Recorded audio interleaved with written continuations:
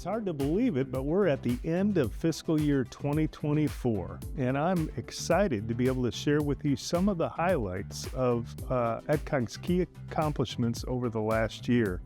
I'm sure after you review this with me, you'll agree that we have outstanding staff that are working every day to deliver great services and support for our jurisdictions.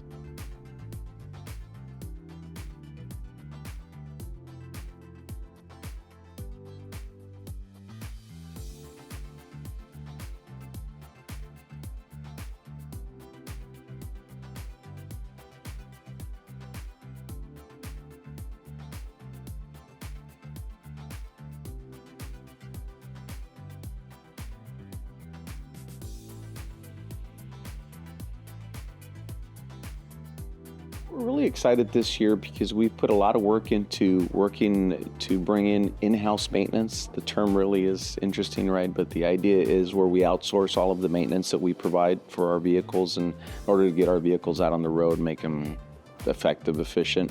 We've now transitioned to erecting our own building here on property here in Kilgore.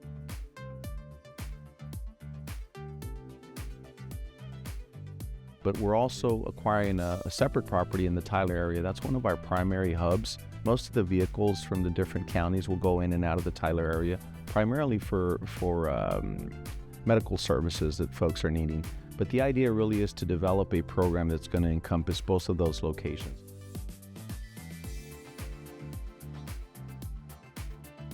We'll be launching a microtransit service in the Palestine area. And I feel that it's going to be a lot more effective because of the passengers that we're running currently versus the passengers that we can run with the type of service is going to be a lot more effective in terms of time frames. People will not have to wait as long. They'll be going different locations, being picked up at different locations, dropped off at different locations, but in a more effective manner. That just means a smaller type of vehicle where you're not having to cluster the trips. It really has, at least in Texas, it's been shown to be a lot more successful in areas like Palestine.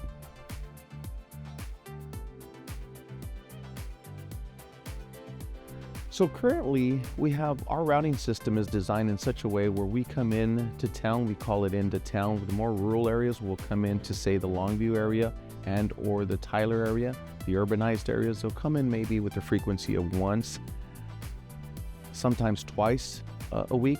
This expanded service will allow them to come more like 3 to 4 times a week. It just depends on where folks are situated, but the idea is to get more frequency of service to the urbanized areas that I think will ultimately give them more access to medical, in some cases, just a lot more things for them to do and places to travel.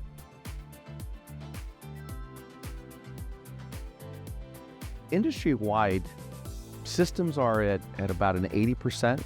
If you look at the industry as a whole, when I say 80% recovery from pre-pandemic numbers. So they haven't fully recovered. As an industry, we haven't fully recovered. However, as GoBus, we've not just recovered, we've exceeded our pre-pandemic numbers. So we're really excited to know that the systems that we're using, the scheduling that we're implementing has proven to be very effective. The utilization of the service has been very successful. So this is really big for us, because our funding ultimately relies on that funding and the ridership of the system.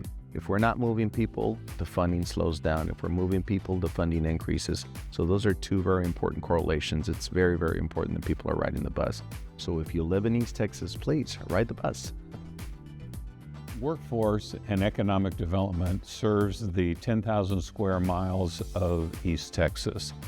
We do that through our 5 primary brick and mortar facilities in Marshall, Longview, Tyler, Athens, and Palestine.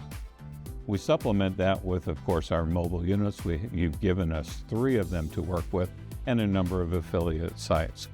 We work with each of those centers because they're within commuting distance for the majority of our workers throughout the region.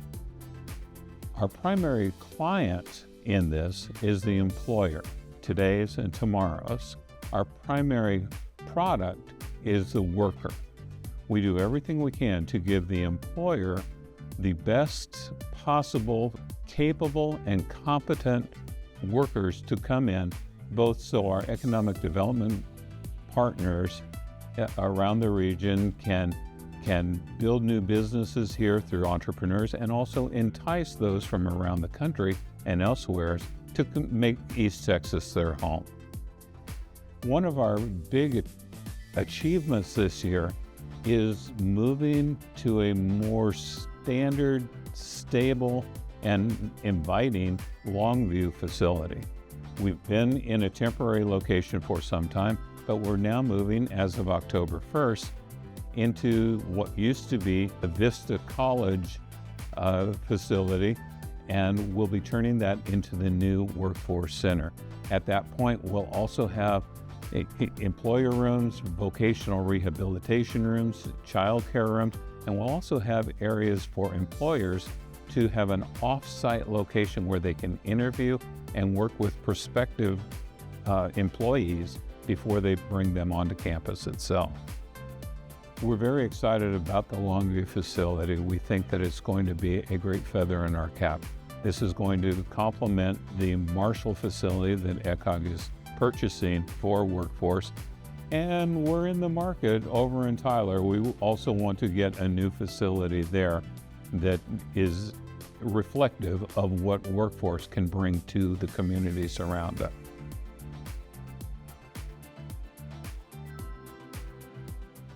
This has been a great year for Workforce. Workforce Solutions East Texas is committed to delivering top-notch workforce services across the 14 counties. Over the past year, we have assisted 36,000 customers with training and facilitated access to more than 14,000 job placement opportunities. Our dedicated team has invested nearly $1 million in direct training and support, helping individuals enhance their skills and secure better employment opportunities. Additionally, we've partnered with over 200 local businesses and employers to assist with recruiting opportunities. Our Child Care Services Initiative has allocated almost $2 million in direct care child support to an average number of 5,600 children in care every day.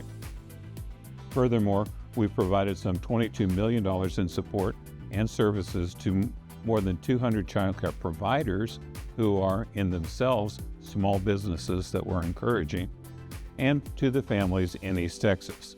We take pride in our exceptional customer service and our role in strengthening the local workforce.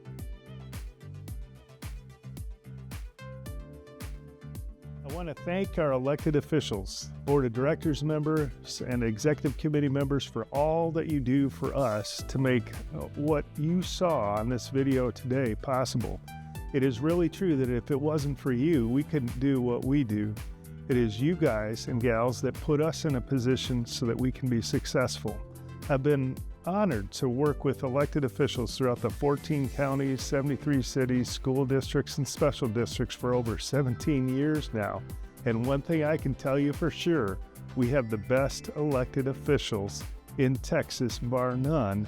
And the results that you saw in part today from the East Texas Council of Governments actually is possible because of everything that you do for us. So thank you for your support. In addition, I want to recognize the staff at ETCOG, particularly the directors team.